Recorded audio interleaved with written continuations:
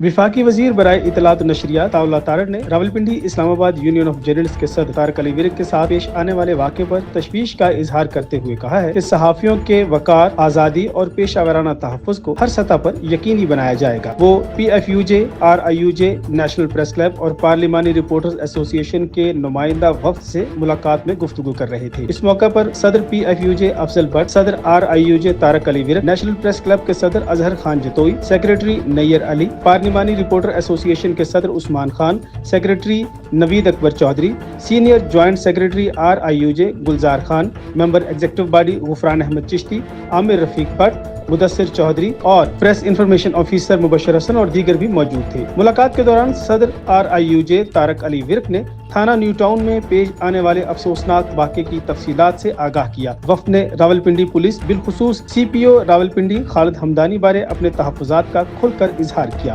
वफाकी वजीर ने तहम्मुल के साथ बात सुनी। उन्होंने IG पंजाब से भी बात की। वफाकी वजीर इत्तलात और नशरियात अताउल्लाह तारड़ का कहना था कि सहाफ़ियों को उनके फ़राइज़ की अदायगी में हर मुमकिन ताउन और तहफ़्फ़ुज़ फराहम करेंगी। हुकूमत आज़ादी सहाफ़त को मुआशरती बेहतरी का सतून समझती है और इसके दिफा के लिए पुरअज़्म है।